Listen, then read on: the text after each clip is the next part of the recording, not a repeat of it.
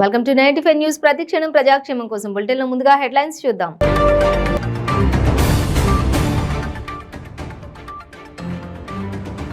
Indonesia రాజధాని జకార్తాలో ASEAN Bharat సదస్సు హాజరైన ప్రధాని మోడీ.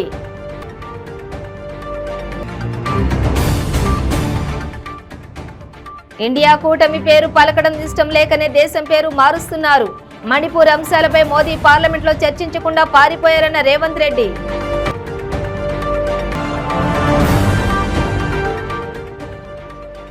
విద్యార్థులను టాస్క్ ఫోర్స్ పోలీసులు కొట్టడం దేశ చరిత్రలో తొలిసారన్న ఈటెల రాజేందర్. ఘటనను దేశం మొత్తం చూస్తోందని ఆగ్రహం.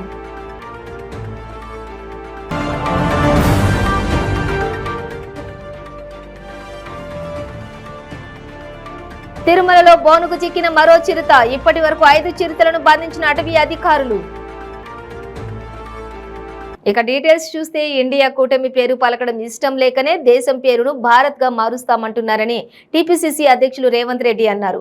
ఆయన మీడియాతో మాట్లాడుతూ ఎన్డీఏ అధికారంలోకి వచ్చాక దేశంలో ఎంతో మందికి రక్షణ లేకుండా పోయిందన్నారు. పెరిగిన ధరలను, మణిపూర్ అంశాలపై మోదీ పార్లమెంటులో చర్చించకుండా పారిపోయారన్నారు. కాంగ్రెస్ పార్టీని తిట్టేందుకే ఆయన సమయం కేటాయిస్తున్నారని దుయ్యబట్టారు. కాంగ్రెస్ ఏం చేసిందని మోదీ, బీజేపీ నేతలు అడుగుతున్నారని, కానీ గుజరాత్ లో ఆయన తిరుగుతున్న విమానాశ్రయాన్ని నిర్మించింది కాంగ్రెస్ అని గుర్తుంచుకోవాలన్నారు. నిజాం నవాబుల నుంచి తెలంగాణకు విముక్తి కలిగించింది కాంగ్రెస్ నేత సర్దార్ వల్లభాయ్ పటేల్ అన్నారు. విభజించి పాలించు అనే నినాదంతో, అనే విధానంతో బీజేపీ ముందుకు సాగుతోందని ఆరోపించారు. ఇక కల్వకుంట్ల కుటుంబాన్ని తెలంగాణ నుంచి తరిమి కొట్టాల్సిన అవసరం ఉందన్నారు. కారు ఢిల్లీకి వెళ్లి కమలంగా మారుతోందని చెప్పి బీజేపీ, బీఆర్ఎస్ ఒకటే అని అభిప్రాయంతో మాట్లాడారు. ఈ దేశంలో ఉన్న పేదలకు ప్రతి పేదవాడి ఖాతాలో 15 లక్షల రూపాయలు వేస్తా అన్నావు. ఈ దేశంలో ఏమి జరిగింది అని నేను అడుగుతున్నా. 2 కోట్ల ఉద్యోగాల సంగతి ప్రతి సంవత్సరం దేవుడు. ఇవాళ ఈ దేశంలో ఉన్న నిరుద్యోగులను కాపాడలేని పరిస్థితి, ఆత్మహత్యలను ఆపలేని పరిస్థితి. ఇవాళ ఏమీ చేయలేని నరేంద్ర మోడీ ప్రజలు ఏం చేసినామని అడుగుతుంటే, అయ్యా నేను ఈ దేశం పేరు మారుస్తా అంటున్నాను. నేను అడుగుతున్నా నరేంద్ర మోడీని, నువ్వే మేక్ ఇన్ ఇండియా అన్నావు కదా, మేక్ ఇన్ ఇండియా అన్నావు నువ్వు. ఇవాళ ఇండియా పేరు తీసి భారత్ పేరు పెడతా అంటున్నావు. అదేమన్నా నువ్వు నీ తాతలో కనిపెట్టింది కాదు. మన తాతల ముత్తాతల నుంచి, మన పూర్వీకుల నుంచి మన దేశానికి భారత్ అనే పేరు ఉంది, మన దేశానికి ఇండియా అనే పేరు ఉంది. ఇవాళ నరేంద్ర మోడీని భారతీయ జనతా విద్యార్థులను టాస్క్ ఫోర్స్ పోలీసులు తీసుకెళ్లి కొట్టడం దేశ చరిత్రలోనే తెలంగాణలోనే జరిగిందని బీజేపీ నేత హుజూరాబాద్ ఎమ్మెల్యే ఈటెల రాజేందర్ అన్నారు. హైదరాబాద్ బీజేపీ కార్యాలయంలో ఏర్పాటు చేసిన మీడియా సమావేశంలో ఆయన మాట్లాడుతూ, కాకతీయ యూనివర్సిటీ విద్యార్థులను పోలీసులతో దారుణంగా కొట్టించిన ఘటనను దేశం మొత్తం చూస్తోందన్నారు. విద్యార్థులను కొట్టిన తీరు చూసి న్యాయమూర్తి ఆశ్చర్యపోయారని, విద్యార్థులను ఇంత తీవ్రంగా కొట్టిన ఘనత కేసీఆర్ ప్రభుత్వానికే దక్కుతుందని చురకలు అంటించారు. ఒక ఎమ్మెల్సీ ప్రాపకం తోటి కేయూ వీసీగా వచ్చిన రమేష్ విద్యార్థులపై కక్షపూరితంగా వ్యవహరిస్తున్నారని, వారి హక్కులు కాపాడాల్సినటువంటి అవసరం ఉందన్నారు. తెలంగాణ ఉద్యమంలో కూడా ఇలాంటి సంఘటనలు జరగలేదన్నారు. విద్యార్థుల డిమాండ్లకు తాము పూర్తిగా మద్దతు ఇస్తున్నామన్నారు. కేయూలో పీహెచ్డీ అడ్మిషన్స్ లోని అవకతవకలు జరిగాయని, ఏబీవీపీ ఇతర బీసీ విద్యార్థి సంఘాలు ఆందోళన చేశాయని, దీంతో 10 మంది విద్యార్థులను టాస్క్ ఫోర్స్ పోలీసులు విచక్షణ రహితంగా కొట్టారని ఆరోపించారు.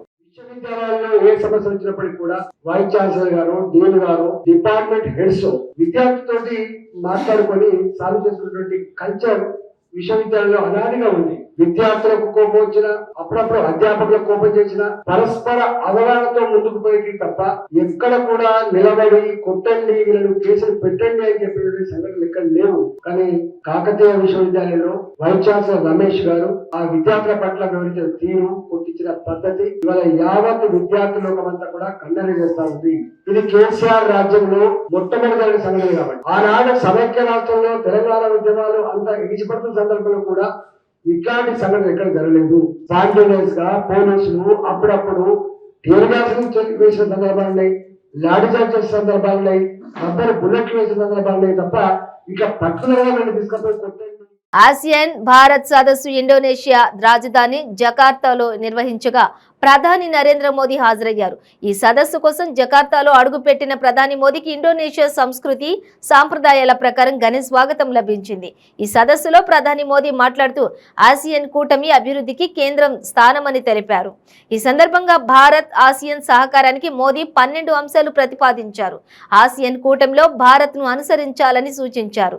మల్టీ మోడల్ కనెక్టివిటీ, ఆర్థిక కారిడార్ ఏర్పాటు చేయాలని సూచించారు. ఉగ్రవాదంపై ఉమ్మడి పోరు, తీవ్రవాదులకు ఆర్థిక సాయం, నిలిపివేతపై ప్రతిపాదించారు. స్వేచ్ఛాయుత ఇండో పసిఫిక్ ప్రాధాన్యతను గట్టిగా ప్రస్తావించారు.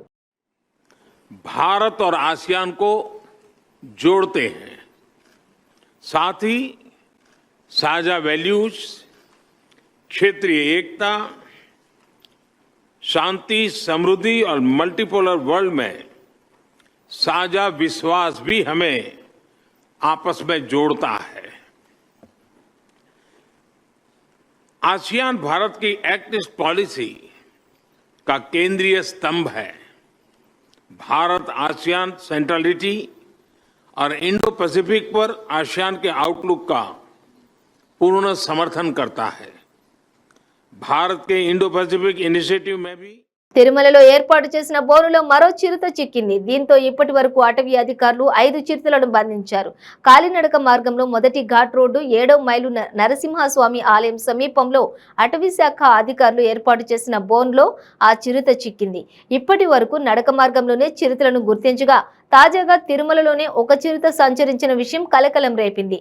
అటవీ శాఖ అధికారులు ఏర్పాటు చేసిన కెమెరాల ద్వారా చిరుత సంచారాన్ని గుర్తించారు. దీంతో అధికార యంత్రాంగం అప్రమత్తమైంది.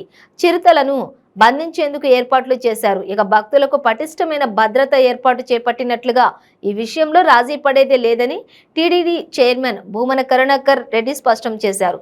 దాదాపుగా 300 మంది అటవీ సిబ్బంది నిరంతర పర్యవేక్షణలో అలుపెరగకుండా ఆపరేషన్ చిరుత కొనసాగిస్తున్నదని తెలిపారు.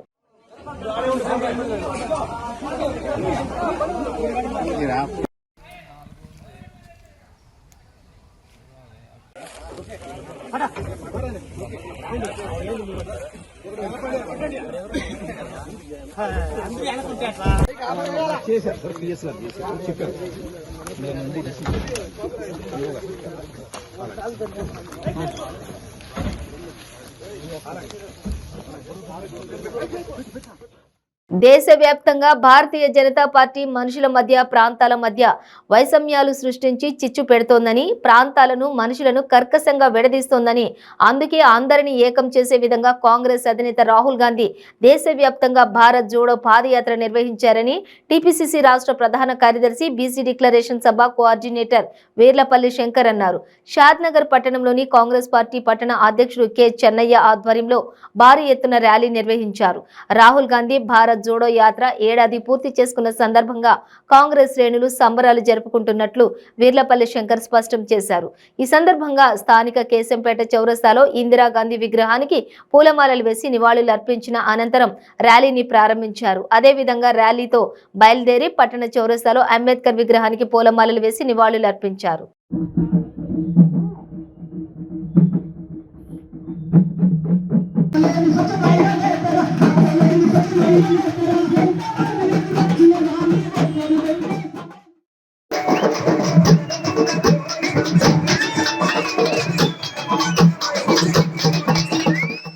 పరిపాలిస్తున్న బీజేపీ పార్టీ భారతదేశాన్ని అన్ని రంగాలలో క్లిష్ట పరిస్థితి ఏర్పడింది కాబట్టి ఆర్థిక సంక్షోభంలోకి నెట్టబడ్డది.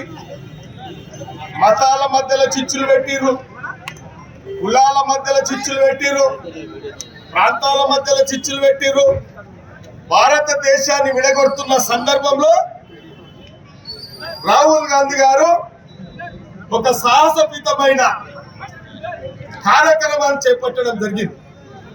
గత సంవత్సరం సెప్టెంబర్ 7న కన్యాకుమారి నుంచి కాశ్మీర్ వరకు ఎండనక వాననక చలనక ధూళి దుమ్ము ఎన్నిటికైనా ఓర్చి ప్రతి వర్గాన్ని చిన్న పెద్ద అనకుండా, పేద ధనిక అనకుండా, ప్రతి మతం, ప్రతి కులం, ప్రతి మసీదు, ప్రతి చర్చి, ప్రతి పటాన్చేరు నియోజకవర్గం తెల్లాపూర్ మున్సిపల్ పరిధిలోని వెలిమెల గ్రామంలో గీత పారిశ్రామిక సహకార సంఘం వెలిమెల గ్రామ కమిటీ ఆధ్వర్యంలో ఏర్పాటు చేసిన సర్దార్ సర్వాయి పాపన్న గౌడ్ విగ్రహాన్ని ఎమ్మెల్యే గూడెం మహిపాల్ రెడ్డి ఆవిష్కరించారు. అనంతరం నూతనంగా నిర్మించనున్న శ్రీ శ్రీ శ్రీ రేణుకా ఎల్లమ్మ తల్లి దేవాలయంలో భూమి పూజ కార్యక్రమం నిర్వహించారు.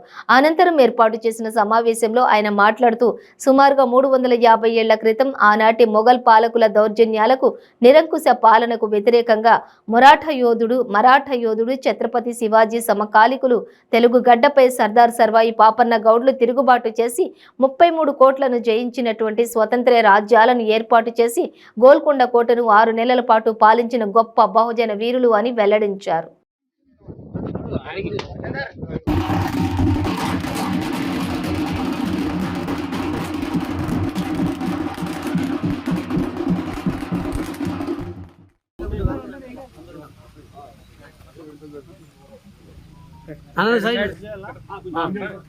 సైడ్ సరిపోతుంది.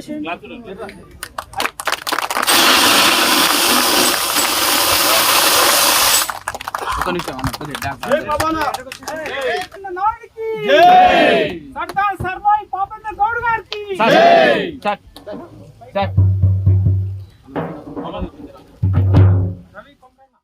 డాక్టర్ బిఆర్ అంబేద్కర్ కోనసీమ జిల్లా కొత్తపేట నియోజకవర్గం కొత్తపేట మండలం మోడెకుర్రు జడ్పీపీ హై స్కూల్లోని మోడెకుర్రు సర్పంచ్ కూడుపూడి రామలక్ష్మి వెంకటేశ్వరరావు అధ్యక్షతన కొత్తపేట శాసనసభ్యులు మరియు ప్రభుత్వ విప్ చిర్లా జగ్గిరెడ్డి ఆదేశాల మేరకు జిల్లా ఉత్తమ అవార్డులు వచ్చిన పి సత్యవతి మరియు సచివాలయంలోని వెటర్నరీ అసిస్టెంట్గా సేవలందిస్తున్న బి శ్రీనివాసరావుని సన్మానించారు. ఈ కార్యక్రమంలో కడలివారిపాలెం ఎంపీపీ ప్రభుత్వ పాఠశాలలోని పనిచేస్తున్నటువంటి పి సత్యవతికి జిల్లా ఉత్తమ ఉపాధ్యాయునిగా అవార్డు పొందిన సందర్భంగా ఆమెను ఘనంగా సన్మానించారు. ఈ సందర్భంగా పాఠశాల ఆవరణలో జరిగిన కార్యక్రమంలో వారు మాట్లాడుతూ సమాజంలోని ప్రతి ఒక్కరిని భావి భారత ఉత్తమ పౌరులుగా తీర్చిదిద్దే బాధ్యత ఉపాధ్యాయులపై ఉందని అన్నారు. నిన్న 5వ తారీఖు టీచర్ డే. మొట్టమొదటిసారిగా ఉపాధ్యాయులందరకు మా గ్రామం తరపున హృదయపూర్వక ఉపాధ్యాయుల దినోత్సవ శుభాకాంక్షలు తెలియజేస్తున్నాం సార్. ఇంకొకటి, ఈరోజు మన మోడేకూరు గ్రామంలో మొట్టమొదటిసారిగా ఒక ఉపాధ్యాయుని మేమున్న టైంలో ఉపాధ్యాయునికి అవార్డు రావటం చాలా గర్వకారంగా ఉంది.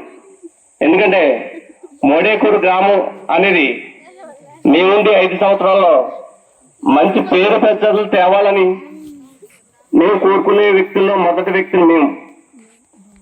అలాగే ఉపాధ్యాయులకు కానీ మా ద్వారా ఏ హెల్ప్ కావాలన్నా పలానా చోట పలానా రైతుకి ఇంతమంది కొడుకులు కలిసి ఉంటే ఎలా ఉంటుంది, కలవకుండా ఉంటే ఎలా ఉంటుంది అనేది ఒక పుల్లల కట్ట ద్వారా చెప్పేవారు. కట్ట తెప్పించి ఒక కర్ర మాకు ఇచ్చి విరండి అనేవారు. మేము విరిచేసేవాళ్ళు. చాలా సంతోషంగా ఒక్కొక్క కర్ర విరిచేసి అక్కడ పెట్టేవాళ్ళు.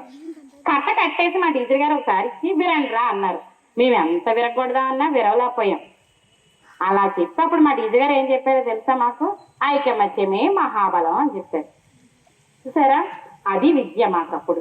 ఇప్పుడు మేము అలా చెప్తే మీరు వింటారా? ఏం వినరు. సెల్ నాలెడ్జ్ ఎక్కువ, బుక్ నాలెడ్జ్ కన్నా సెల్ నాలెడ్జ్ ఎక్కువ, అంతే కదా. అది మంచిదే, కానీ అది మన పార్ట్ అయిపోయింది, శరీరంలో ఒక పార్ట్లా తయారైపోయింది. అది మనకి తెలియని విషయాలన్నీ దాంట్లో తెలుస్తున్నాయి. అర్థమవుతుందా? ఇంకెక్కడ వినే పరిస్థితిలో మనం లేం.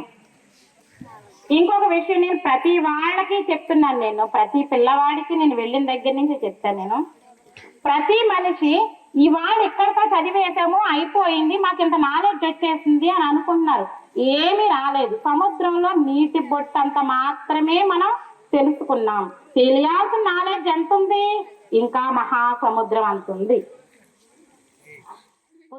ఈ నెల 10, 11 తేదీలలో హుజూర్ నగర్ లో జరగనున్న ముత్యాలమ్మ జాతరను ప్రశాంతంగా జరుపుకోవాలని డీఎస్పీ ప్రకాష్ అన్నారు. పట్టణంలోని సిఐ కార్యాలయంలో ముత్యాలమ్మ జాతర నిర్వహణ కమిటీ సభ్యులతో నిర్వహించిన సమావేశంలో డీఎస్పీ ప్రకాష్ పాల్గొని మాట్లాడుతూ ప్రతి సంవత్సరం ముత్యాలమ్మ జాతరను హుజూర్ నగర్ ప్రజలు అతిపెద్ద పండుగగా జరుపుకుంటారని, దేవాలయాల వద్ద భక్తులకు ఎటువంటి ఇబ్బంది కలగకుండా జాతర నిర్వహణ కమిటీ సభ్యులు సౌకర్యాలు కల్పించాలన్నారు.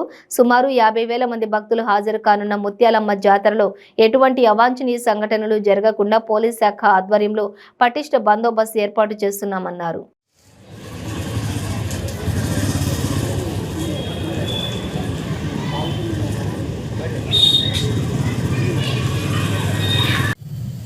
కేసు కాంప్రమైజ్ చేస్తూ ఉన్నారు.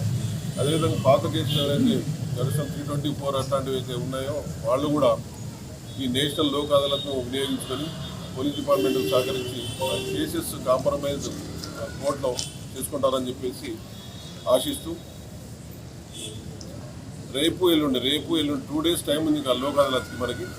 కాబట్టి అందరూ మీరు మీ మీడియా ద్వారా, ఎందుకంటే చాలా కేసులు మనకు దాదాపు 3-4 వేల కేసులు పెండింగ్ ఉన్నాయి హుజూర్ నగర్ కోర్టులో. చిన్న పెట్టి మ్యాటర్స్ కొట్లాడుకునే తర్వాత వేరే ఎంబీ యాక్ట్కి సంబంధించినవి ఉన్నాయి, తర్వాత డ్రంక్ అండ్ డ్రైవ్ కేసెస్ ఉన్నాయి, తర్వాత ఇంకా మనం ఐడెంటిఫై చేసిన కేసెస్ కూడా చాలా ఉన్నాయి.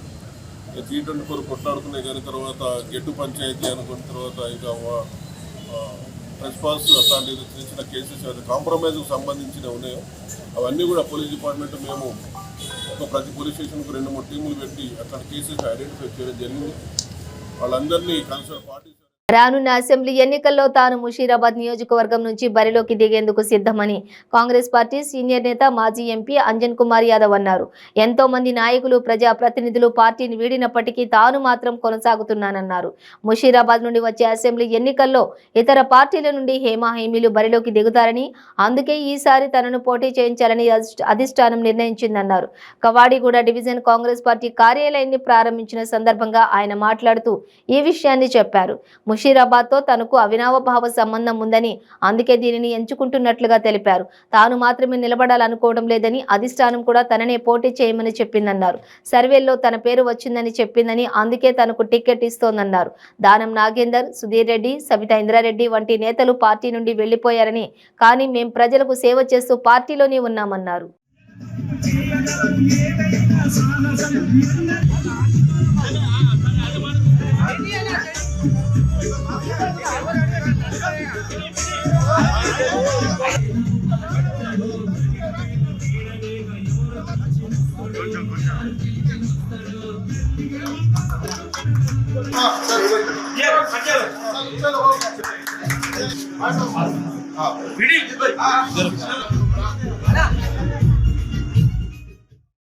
రాజశేఖర్ రెడ్డి గారు ఉన్నప్పుడే, అదేవిధంగా ఈ స్థానికంగా ఉన్నప్పుడు మనమ్మ గారు ఆ టైంలో నేను పార్లమెంట్ సభ్యుడిగా ఉన్నప్పుడే అభివృద్ధి కార్యక్రమాలు జరిగినాయి. ఇక్కడ గ్రంథాలయాలు కానీ, కమ్యూనిటీ హాల్ కానీ, హైటెన్షన్ వైర్లు కానీ, అండర్ గ్రౌండ్ డ్రైనేజ్ కానీ, రోడ్లు కానీ, పెన్షన్స్ కానీ అన్నీ కూడా అప్పుడే జరిగినాయి. ఆ ప్రభుత్వంలో అందరు కూడా ఫీజు రియంబర్స్మెంట్ కాకుండా స్కాలర్షిప్లు, అదేగా 108, 104 సీఎం రిలీఫ్ ఫండ్ ద్వారా కూడా ప్రతి ఒక్క గరీబ్ వ్యక్తికి కూడా, పేద ప్రజలకు కూడా సీఎం రిలీఫ్ ఫండ్ ద్వారా కూడా గుండె ఆపరేషన్ కానీ, కిడ్నీ ఆపరేషన్ కానీ, ఏదైనా కానీ అందరికీ సదుపాయాలు దొరికినాయి కాంగ్రెస్ స్థాయిలో. ఇంద్రమ్మ ఇల్లు కూడా కాంగ్రెస్ స్థాయిలో దొరికినాయి. ఇవన్నీ చెప్పుకుంటూ అవుతాయి. కాన్స్టిట్యూన్సీకి పరిమితం అయిన మాటలే మాట్లాడుతున్నాను. ఈరోజు ఈ అందరూ కూడా ఈ 9 సంవత్సరాలు టీఆర్ఎస్ పాలన, అసలు తెలంగాణ వచ్చింది సోనియా గాంధీ ఇందుకోసం ఇవ్వలేదు. సోనియా గాంధీ తెలంగాణ, ఇక్కడ ఉన్న విద్యార్థులు చనిపోతున్నారు, ఎంతోమంది బీద ప్రజలు నష్టపోతున్నారు. ఈ ఉద్యమంలో తొలి విడతలో ఎంతోమంది ఫైరింగ్లో చనిపోవడం జరిగింది. రెండోసారి కూడా పెద్ద ఎత్తున చేసినా కానీ మా నాయకురాలు ఇచ్చిన మాట తప్పకుండా, ఇచ్చిన వాగ్దాన్ని నెరవేర్చి ఈరోజు తెలంగాణ ఇవ్వడం జరిగింది. తెలంగాణ మిగులు బడ్జెట్ ఉన్న ఈ రాష్ట్రాన్ని ఈరోజు 6 లక్షల కోట్ల రూపాయలు అప్పు చేసిర్రు. మొన్ననే చూసిర్రు హనుమంతరావు. ములుగు నియోజకవర్గం బీఆర్ఎస్ అసమ్మతి నేత దివంగత మాజీ మంత్రి చందూలాల్ తనయుడు అజ్మీరా ప్రహ్లాద్ బీజేపీలో చేరికకు ముహూర్తం ఖరారైంది. ఈ నెల 12న బీజేపీలో రాష్ట్ర అధ్యక్షులు కిషన్ రెడ్డి, ఈటెల రాజేందర్ సమక్షంలో పార్టీ కండువా కప్పుకొని బీజేపీ పార్టీలో చేరనున్నారు. అదే రోజు ములుగులోని 20,000 మందితో భారీ బహిరంగ సభ ఏర్పాటుకు ప్రహ్లాద్ ప్రణాళికలు సిద్ధం చేసుకుంటున్నట్లుగా విశ్వసనీయ సమాచారం.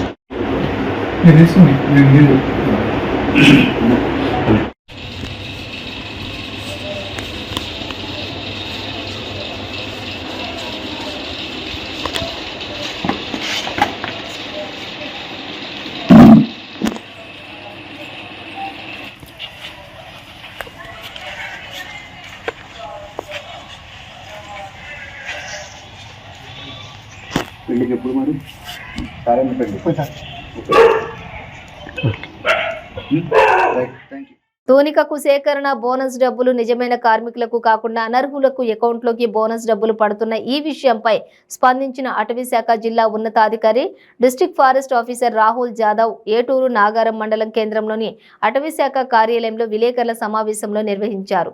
ఈ సందర్భంగా డిఎఫ్ఓ విలేకరులతో మాట్లాడుతూ తూనికాకు బోనస్ డబ్బులు వారు ఇచ్చిన లిస్టు ప్రకారమే పడటం జరుగుతుందని తెలిపారు.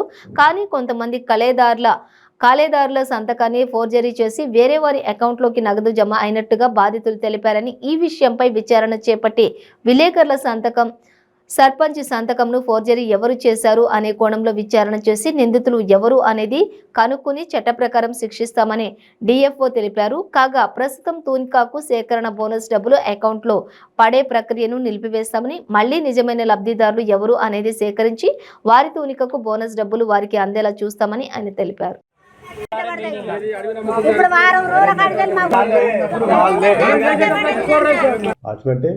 बैचेस में ट्रांजैक्शन हो रहा है.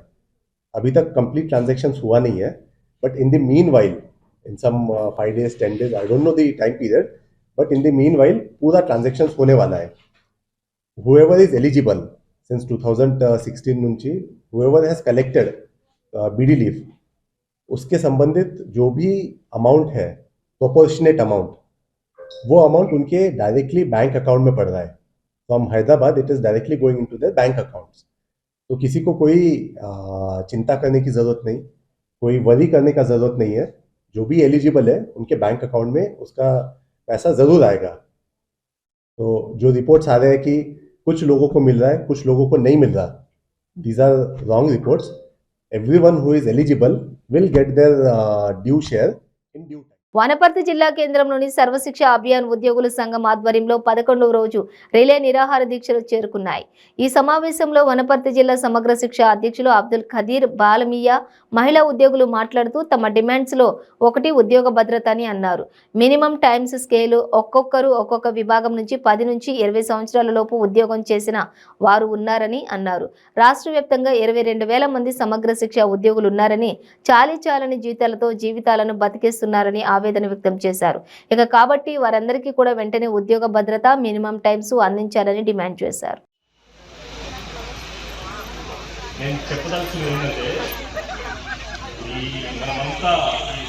జ్వరం కానీ రకరకాల వ్యాధులతో వస్తున్నాని మొత్తం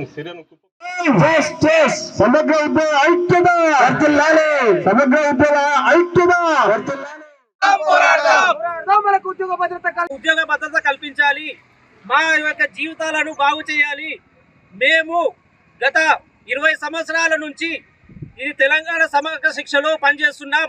సమగ్ర శిక్ష అనేది ఇంతకుముందు పూర్వం సర్వశిక్ష, రాజీవ్ విద్యా మిషన్, సమగ్ర శిక్ష అని స్కీమ్ రూపాంతరం మారుతుంది కానీ మా యొక్క బతుకులు అనేటివి మారడం లేదు. ఇందులో సమగ్ర శిక్షలో స్కూల్ స్థాయిలో పీటీఏలు 11,700 జీతంతో మరియు కేజీబీవీల్లో ఎస్ఓలు, సిఆర్టీలు, తర్వాత వర్కర్స్, ఆఫ్ట్ క్రాఫ్ట్ వాళ్ళు 7,800 కనీస జీతంతోనే వాళ్ళు ఉద్యోగాలు చేస్తున్నారు. తర్వాత కాంప్లెక్స్ లెవెల్లో సిఆర్పీలు, తర్వాత మండల స్థాయిలో ఎంఐఎస్లు, కంప్యూటర్ ఆపరేటర్లు, ఐఆర్పీలు, మెసెంజర్లు, అలాగే జిల్లా స్థాయిలో ఏపీఓలు, సిస్టమ్ అనాలిసిస్టులు, డేటా ఎంట్రీ ఆపరేటర్లు, ఆఫీస్ సబార్డినేటర్లు, ఈ విధంగా రాష్ట్ర వ్యాప్తంగా 22,000 మంది చాలని జీతాలతో మా బతుకు దయనీయ స్థితిలో ఉన్నాయి. గౌరవ ముఖ్యమంత్రి గారికి మీరు ఏదైతే వనపర్తి జిల్లాలో తెలంగాణ ఉద్యమ సమయంలో మాకు ఏదైతే హామీ ఇచ్చిండ్రో మేము ఆ హామీని అడుగుతున్నాం. మేము 10 సంవత్సరాల వరకు మీ హామీ కోసం ఎదురు చూసాం. మేము ఎక్కడా ఇది చేయలేదు. కానీ ఇప్పుడు 10 సంవత్సరాలు అయ్యింది. రాష్ట్రం బాగుపడుతుంది, బంగారు తెలంగాణ బాగు అడుగులు వేస్తుంది. మా బతుకులు కూడా తెలంగాణ ప్రభుత్వంలో బంగారు బతుకులు కావాలని మేము కోరుకుంటున్నాం. మేమంతా కూడా చాలీ చేయాలి. ఇప్పుడున్న ధరలకు కనీస అవసరాలు కూడా మా జీతాలు సరిపోవడం లేదు. కాబట్టి మీరు మాపై దయ ఉంచి మా అందరినీ రెగ్యులరైజ్ చేస్తారని మేము కోరుకుంటున్నాం. ఈ విధంగా అన్ని జిల్లాల లోపల మా యొక్క ఆదంతో మేము ముందుకెళ్తున్నాం. కాబట్టి మీరు వెంటనే మా సమస్యలు పరిష్కరించాలిస్తారని కోరుకుంటున్నాం. ఒకవేళ పరిష్కరించడానికి కూడా వెనుకాడం ఇదే పోరాట పడివితో మేము లక్ష్యం సాధించే వరకు ఇదే విధంగా మేము చేస్తున్నాం సార్. సమగ్ర శిక్ష లోపల మేము 22,000 మంది ఉద్యోగులం ఉన్నాము. ఇందులోపల దగ్గర 13 వింగ్స్ ఉన్నాము. కేజీబీవీస్, సిఆర్పీస్, పీటీఐస్ అన్ని వింగ్ల వాళ్ళం కలిసి 22,000 మంది మేము ఉన్నాము. మేము కూడా మీ తెలంగాణ బిడ్డలమే. ఆ కేజీబీవీస్లలో కూడా రకరకాల ఎంప్లాయీస్ ఉన్నారు. అందరము సిఆర్టీస్ అందరం ఉన్నాం సార్. మమ్మల్ని కూడా మీరు రెగ్యులర్ చేయండి. రెగ్యులర్ చేసే వరకు మినిమం టైం స్కేల్ ఖచ్చితంగా వర్తింపజేయండి. మీరు మా గురించి ఆలోచించి మీరు ప్రతిస్పందన ఇచ్చే వరకు, మీరు మా గురించి చర్యలు తీసుకునే వరకు మేము కూడా నిరసన కార్యక్రమాలను ఏమి విరమించుకోము. దయచేసి మా గురించి ఆలోచించండి. మినిమం టైం స్కేల్ ఖచ్చితంగా వర్తింపజేయండి సార్. 22,000 మంది ఉద్యోగులం ఉన్నాము. మేము కూడా తెలంగాణ బిడ్డలమే. మేము అన్ని ఉద్యమాలలో పాల్గొన్నాము. కొన్ని సంవత్సరాల నుంచి చేస్తున్నాం సార్. మేము 10-15 సంవత్సరాల నుంచి చేస్తున్నాము. మా బాధను అర్థం చేసుకోండి. మాకు కూడా న్యాయం చేయండి. అందరిలాగా మమ్మల్ని చూడండి. ఎస్ఎస్ఏ లోపల ఉన్న ప్రతి ఒక్కరికి కూడా మినిమం టైం స్కేల్ వర్తింపజేస్తూ మమ్మల్ని కూడా ఆర్థికంగా ఆదుకుంటారని ఆశిస్తున్నాం సార్. బులెటిన్ ముగించే ముందు హెడ్లైన్స్ మరోసారి.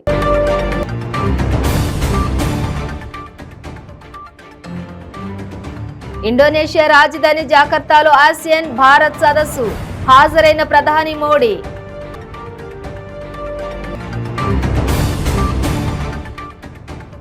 ఇండియా కూటమి పేరు పలకడం ఇష్టం లేకనే దేశం పేరు మారుస్తున్నారు. మణిపూర్ అంశాలపై మోదీ పార్లమెంట్లో చర్చించకుండా పారిపోయారన్న రేవంత్ రెడ్డి.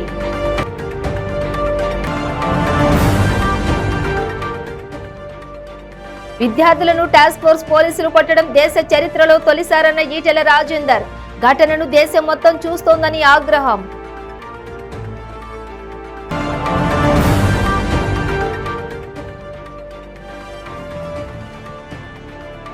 తిరుమలలో బోనుకు చిక్కిన మరో చిరుత. ఇప్పటి వరకు 5 చిరుతలను బంధించిన అటవీ అధికారులు. ఇవి బులెటిన్ డీటెయిల్స్. చూస్తూనే ఉండండి 95 న్యూస్.